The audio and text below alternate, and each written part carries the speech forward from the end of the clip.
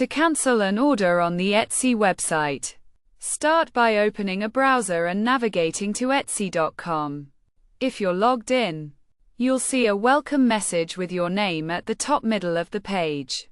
If not, you can log in or create an account using the option at the top right corner, which also allows you to use your Google, Facebook, or Apple account for a faster process. Once logged in, you'll see the main screen with your welcome message. To cancel an order, note that you may be able to do so before it ships, depending on the seller's policies. The seller is the best person to contact for assistance with canceling a purchase, as they manage their own orders and make decisions about cancellations, refunds, and returns.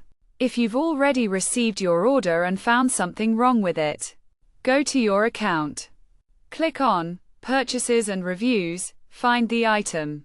Click on the three dots, and then click on Open a Case.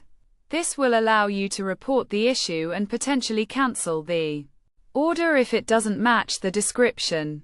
You can then follow the prompts to resolve the issue. Remember, each seller has their own policies, so it's best to contact them directly for help with your order.